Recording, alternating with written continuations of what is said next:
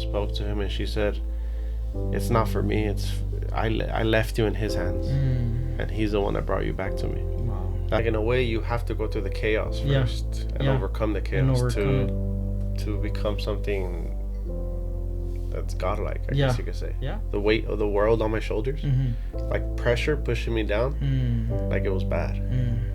And it wasn't until I actually had this courage to open up to Connie about it. Once I talked to her about it, it's like all the weight was just lifted.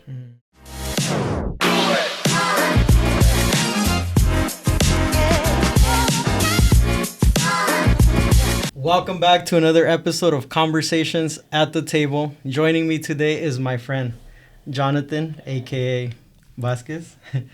Vasquez, thank you for joining me. Anytime, man. Anytime. I appreciate you being here, and I looking forward to this conversation. So before coming, I asked you a question. Yes. I asked you, was there a moment where you had a John 9 moment where Jesus came into your life and it radically transformed you? Yes, and honestly, I thought very hard, and from what you know me, I'm a believer. I have my relationship with him, but I've never dove into the Bible as much as you or anything like that. So I did look it up. I did read it. I did, just did a little bit of my homework. Yeah. And the way I took it is, the best thing I could answer is I think I've had 3. Okay. And then we'll start with the first one. You've known me for many years. Yeah. We grew up together, you know? Yes. Everything. So my first one, what I think would have to be the day I got married. Okay. That was my first one. Okay. I could think the flip in my life from where I went to what I used to be to what I need to be. Okay. Yeah. My path had changed, mentality, everything just flipped. Yeah. And it's just, it was a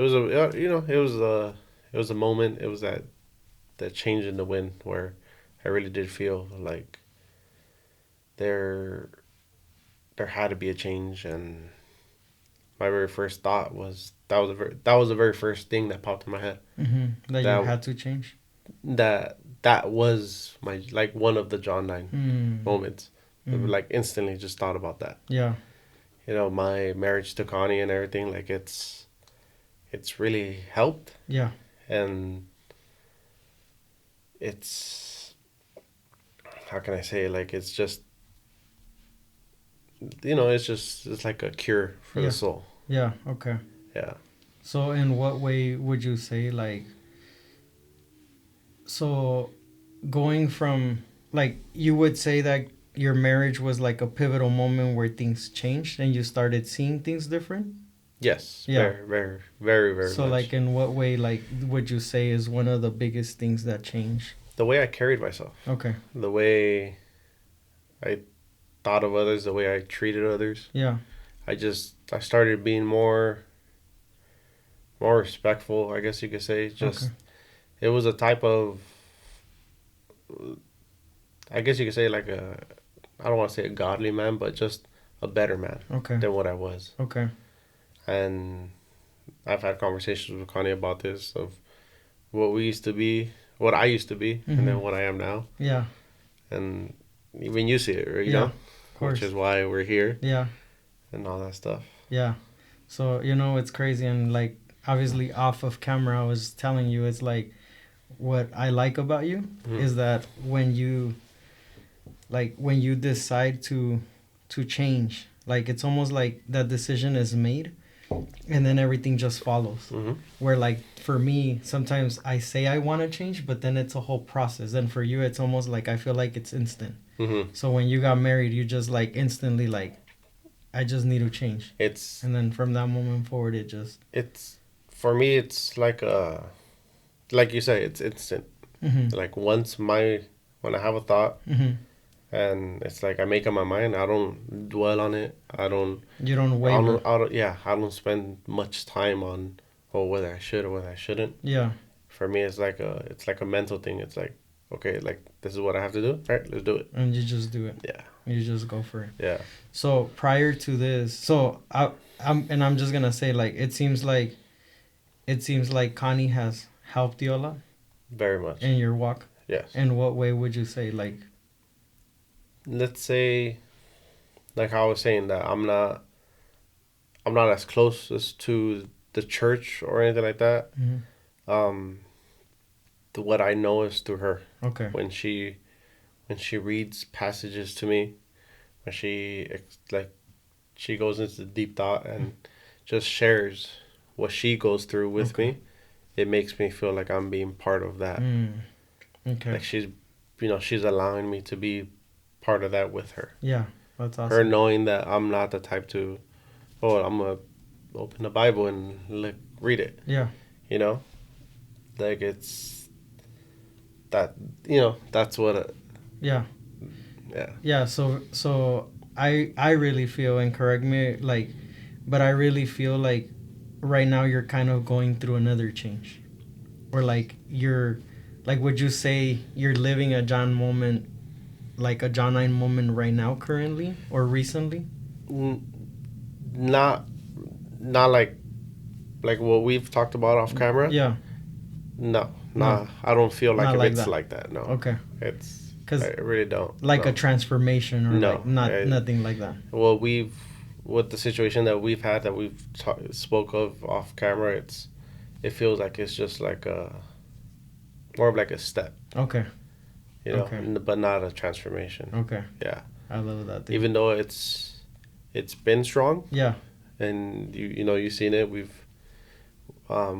talked about it, but like, yeah, it doesn't feel as a transformation as the others. As the others. Yes. So you mentioned that one, like your marriage being one, right? Yes. Like, what would you say were the other two moments, or would you say would be the next moment? So the next one, and this is all within a span of, I've been married, we're going on 7 years. Yeah. So I'm talking about, this is all within the last 7 years. Within the last 7 years. The next one would be my addiction to gambling. Mm-hmm. I used to, now I can say I used to have, Mm-hmm. I had an addiction, very bad. Mm-hmm. Prior, even maybe when the kids were small, Mm-hmm. one of our close friends, we used to just gamble. Yeah. Go every day, spend whatever it took just to feed the thrill. Yeah. And then we took a pause, and I thought it was under control. And then we started going again, and it got really bad. Mm. Like, when I tell you that I felt like the weight of the world on my shoulders, Mm-hmm. like pressure pushing me down, like it was bad.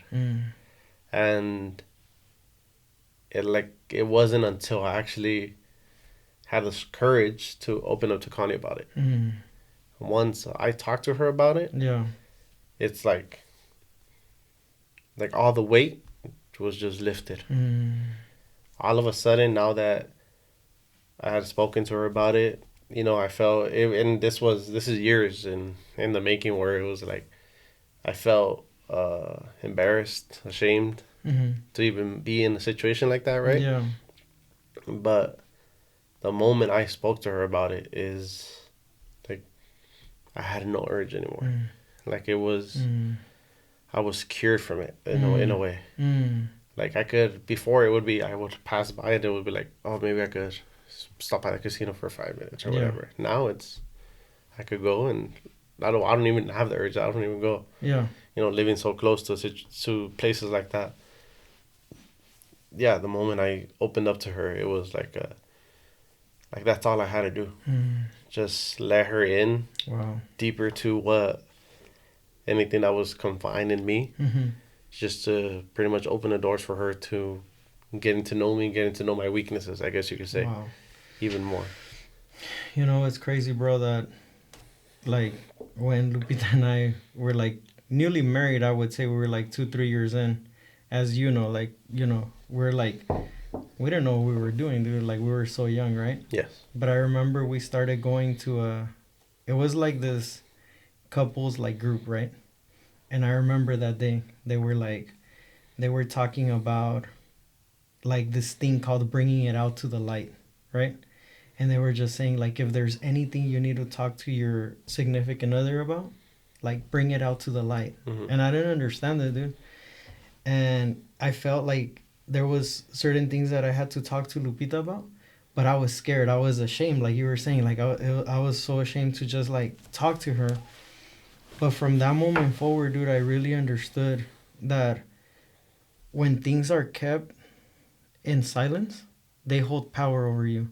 And it's almost like when you do bring it out, it's just like that weight comes off. Like you could literally just feel the weight coming off. And like since that moment to now, I've made it almost like a practice. Like bring it out to the light, whether it's thoughts, whether it's something is like with Lupita, it's just like this is what I'm thinking. This is the recurring thought, or this is the recurring, I don't know, just desire or whatever. It's so powerful, dude. Like, so have like, do you feel that from that moment forward you're practicing that more? It practicing it more, yes. Yeah. You know, it was, like I said, it was so relieving to feel that pressure come off me. Yeah. And then even now, like when we have our yearly trips, we go to Vegas twice a year. Yeah. And I could be out there and it's like, You don't feel that urge.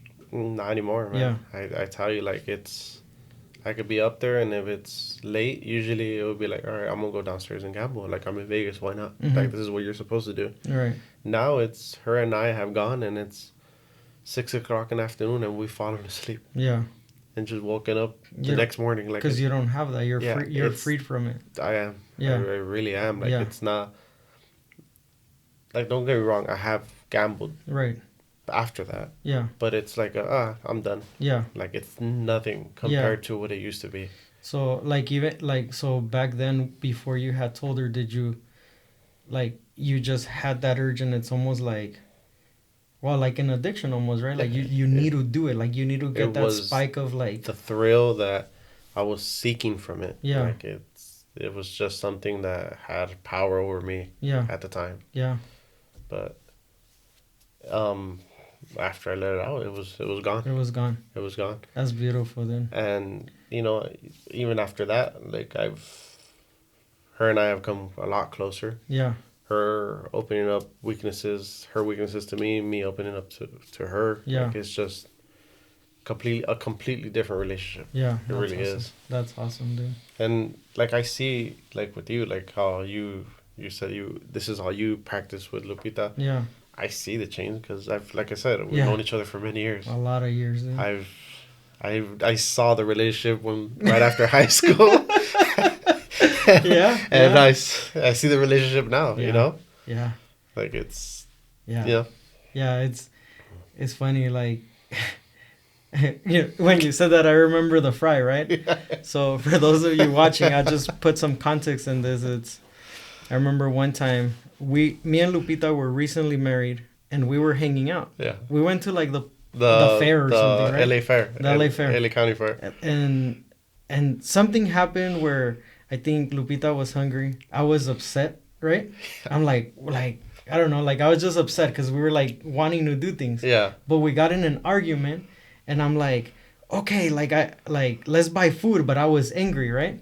And then she was saying something, and like we're going back and forth to the point where I got that fry, remember? And then I shoved it in her mouth, and dude, like obviously she got upset. Yeah. And then we just left. Like we were fighting the whole way home, dude. Like what's even worse is that we were 20 minutes in. Yeah. You guys. We had just gotten. We had just paid. Yeah. We had just spent 20 minutes finding parking. Yeah.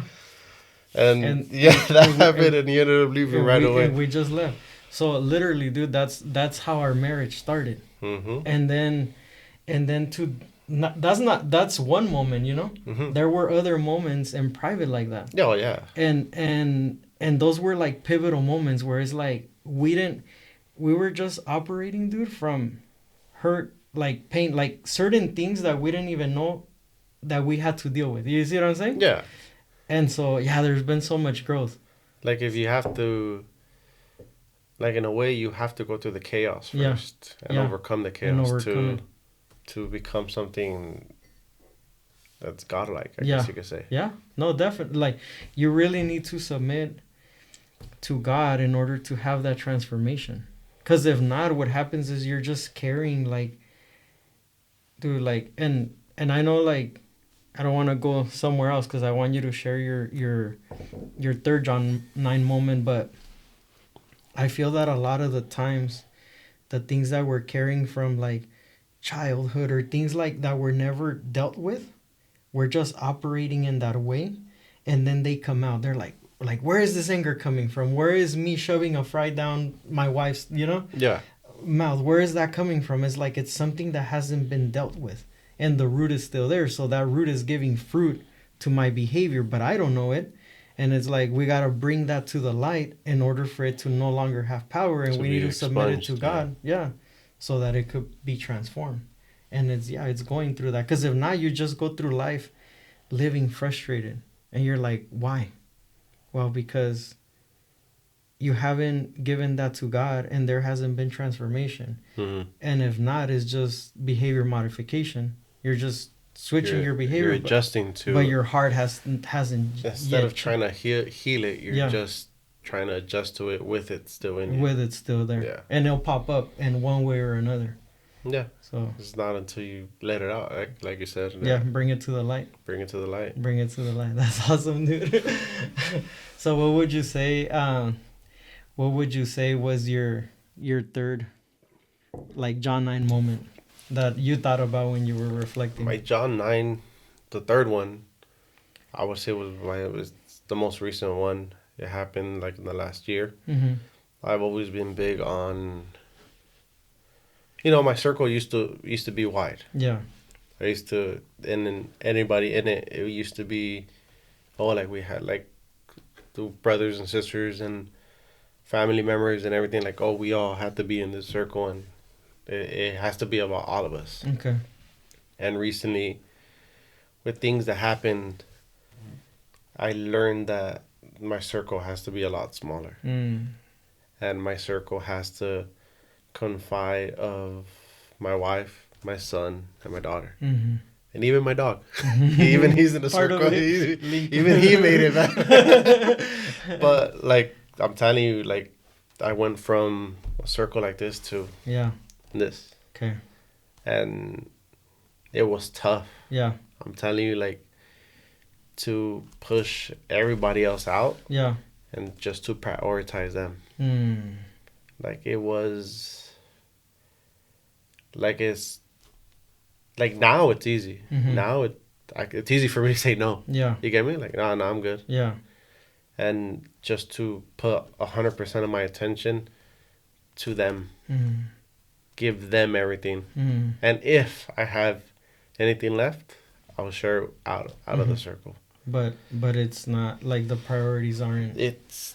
No. Not anymore. Yeah. Before it used to be, I have to please this family member. I have to please this family member.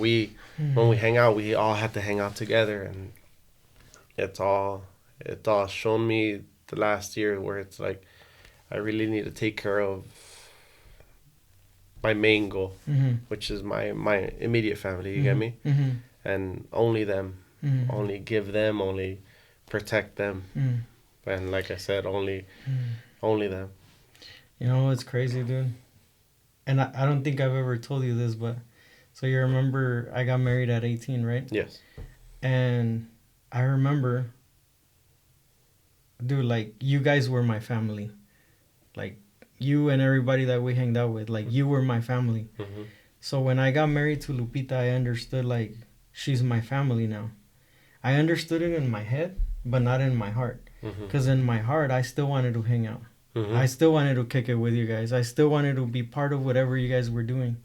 And that was so hard for me. Wasn't it? It was really so hard. It was really hard. And I remember my dad sat me down and he told me, he said, like, it was wise. Like, I didn't recognize it like that. But he told me, he said, you're married now.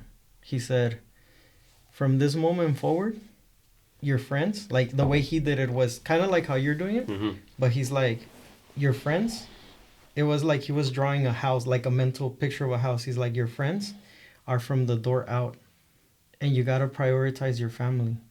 And he said, you don't have kids right now, but your family is Lupita. So you got to get your priorities straight, because if you don't, you're always going to have issues in your marriage. And I'm like, that was really hard. And you remember the fright thing? That was it. That was during the moment that I was struggling to let go and say, hey guys, I can't go hang out. Because in my heart, I wanted to do that. I wanted to be part of you guys. But also, it was different because at that time, I was married, but all of you guys were in, you know what I mean? Like, we're just in different... It's tough trying to please. Like, you thought you had to please everybody. Yeah, yeah. Right? Yes. Like, it's like, oh, we're like, oh, they're going to hang out, so I have to hang out. I can't just be a homie and then not show up anymore. And I'm missing out, yeah. Yeah. And I'm not being a good friend. And until you, until, like you said, until you actually realize what you're doing and what is important. Yeah. It's just a spark in your head. Yeah. Yeah. So it looks like you're, like, in this past year, you really, like, internalized it. It's been the last year where it's been, it's just been them. Yeah. I've had this conversation with Connie, and it's like, oh, you want it? No. What are we gonna do? It's like, for the first time for a holiday, we left. Yeah. It's like, just being with family. For Thanksgiving, it was always, oh, we have to have dinner. And even it came out of Connie, like, how about we just go on a trip? And we left on a trip. And we went to a national park, and we had McDonald's for Thanksgiving. Yeah. And you guys enjoyed it was amazing. So where do you think that comes from? Like, where do you think that desire to want to, like, just please and belong, like, where do you think that comes from? It comes, like you said, it comes from childhood. Yeah. Because I grew up with, like, all my aunts, all my cousins, and any party was a party. Like, everybody was there. Yeah. So I grew up always being, like, it wasn't me and my brothers. Like, it's always been us, and we've been, like, I guess, like, the wolves. So we always been like the outcasts, us three. But like when growing up, it was always like all of us. So, that's where it came from, where it's like we're the outcasts, us three in a way. But then when all three of us had our own families, it was like, okay, like it has to be all of us, Okay. Like we see like, oh, wait, my brother has his family, my sister has her family, I have my family.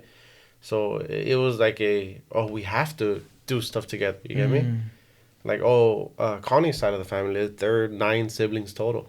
Like, at time Connie feels like, oh, we have to do something. Right. But within this last year, she's also come to accept, like, no, like it's okay to say no. Yeah. It's okay to be like, no, we're good. It's just, what are we gonna do? What do we want? You get me? Yeah. So it's now that she's, I guess, adapted to that, it's a lot easier.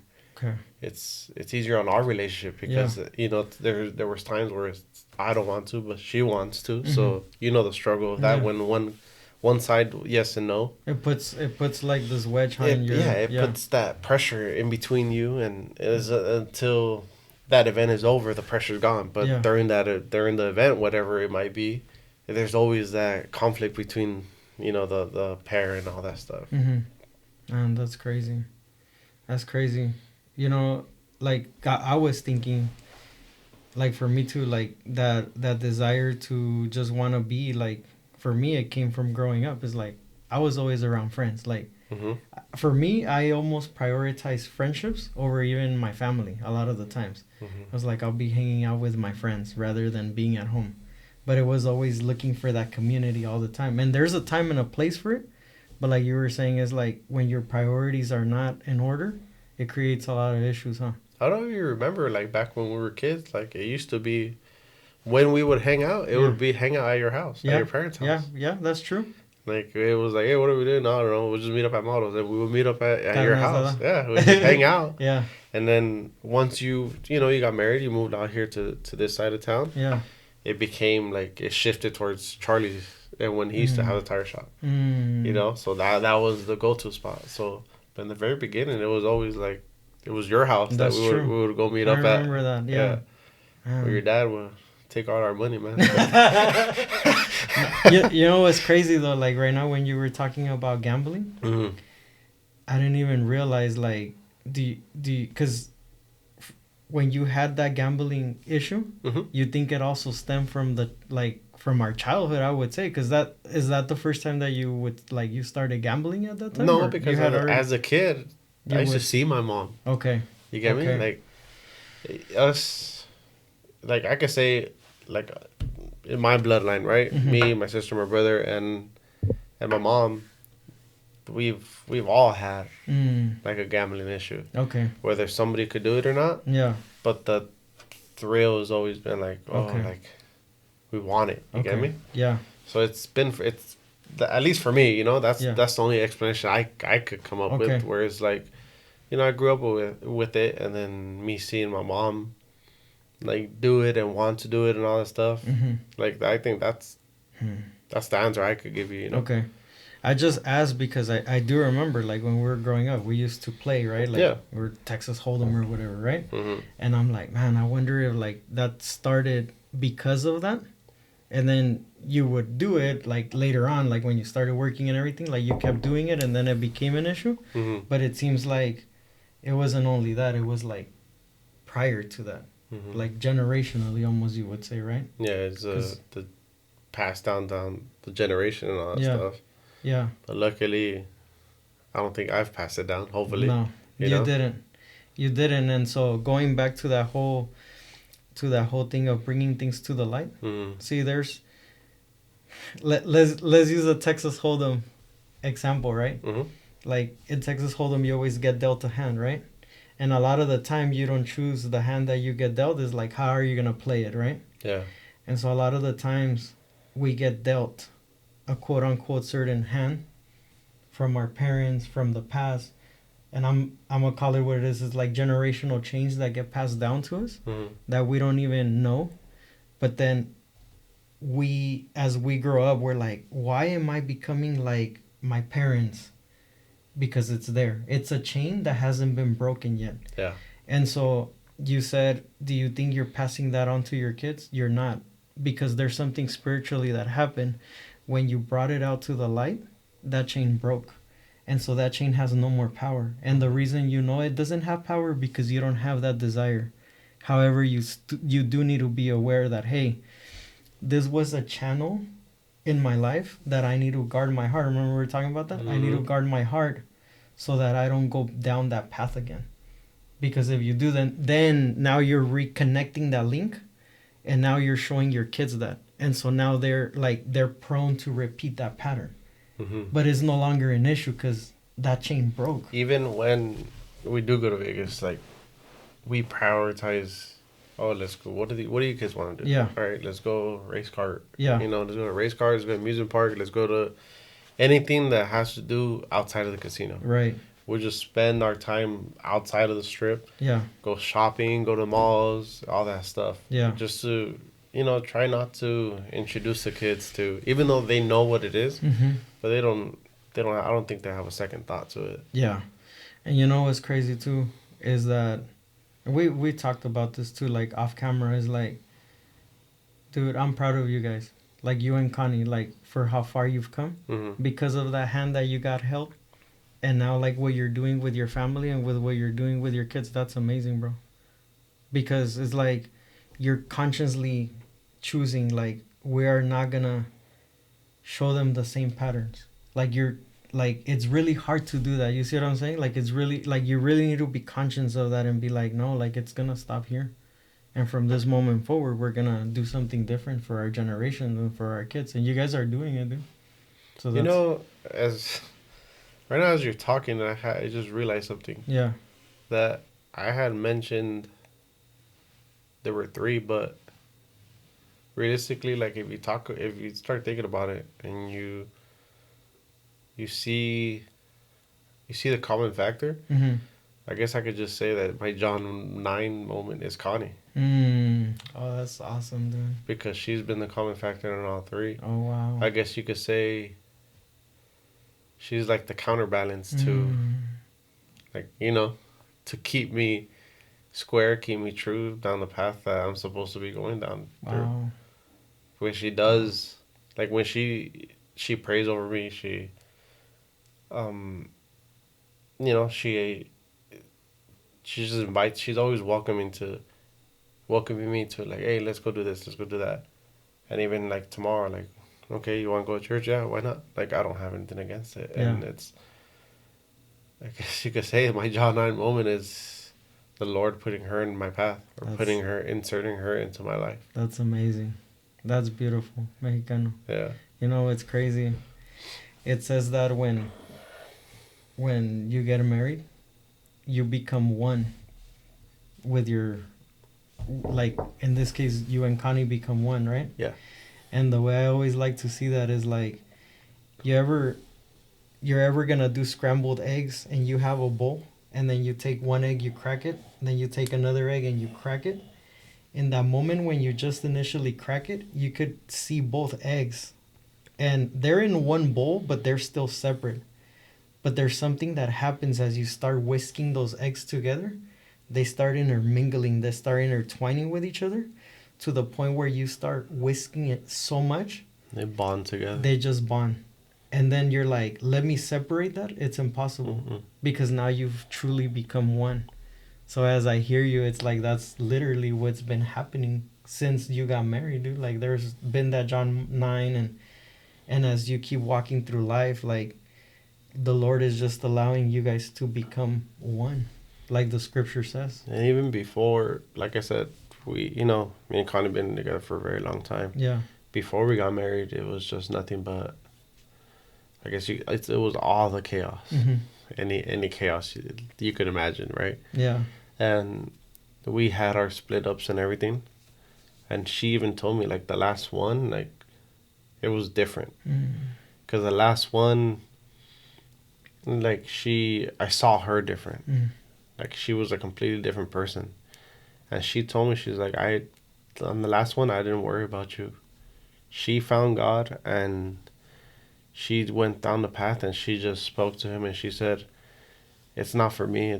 I left you in his hands, and he's the one that brought you back to me. Wow. That's what so ever since when she had that conversation and she opened that up to me, it's like, okay, maybe it is true. Like, you're what I'm supposed to have in my life so that I could become strong and, just have what I'm supposed to have down my path and everything. Wow. That's awesome, bro.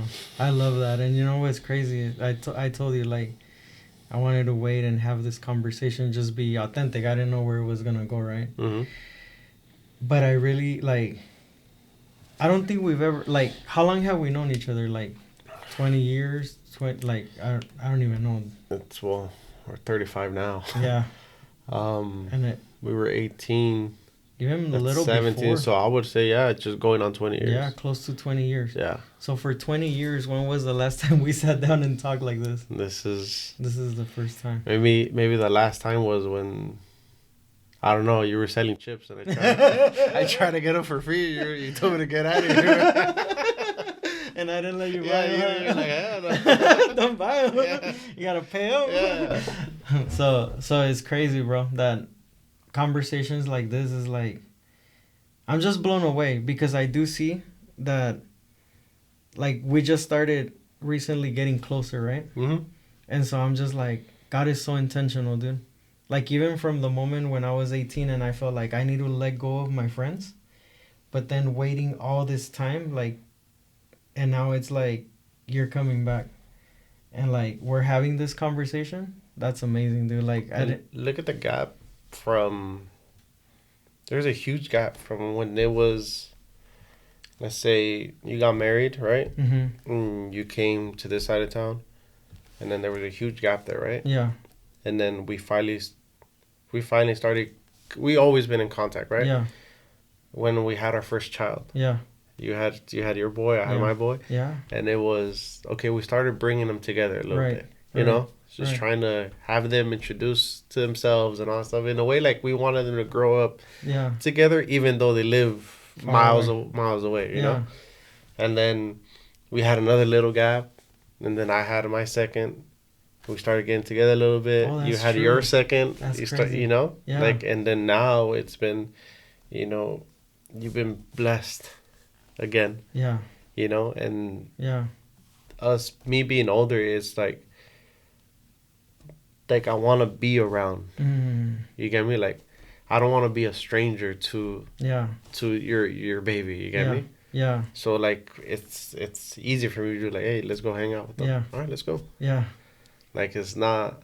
There is no like, why do we gotta go? You get me? Yeah. There's nothing like that of a Yeah. feeling, brother. Yeah. Like I appreciate it's you, easy bro. to just come and use your simulator, bro. I don't gotta, I don't You have don't, to pay have to pay for a round of I don't have golf. to pay for rounds of golf, bro. You do it for free. Yeah. No, I'm grateful, man. Too. I'm grateful, and I'm just blown away by how sometimes, like, I'm telling you, I really felt that at 18, like, that's it. I'm letting go of you. You know, like I'm letting go of friendships, but you just never know, huh? Like how God is gonna orchestrate things. And in this season, I'm just glad to like be coming back together. Yeah, who could imagine that in high school that after years, like, Yeah. we would be here? You get me? In a podcast, Yeah, in a podcast. talking about Jesus, talking about John 9. Yeah, That's crazy. on national TV, bro. On national TV. That's crazy, man. Wow. Vasquez. Because I don't know you any other way. I just know you as Vasquez. That's all you need to know, Is bro. the only one. So Vasquez, thank you, bro. Thank you for coming here.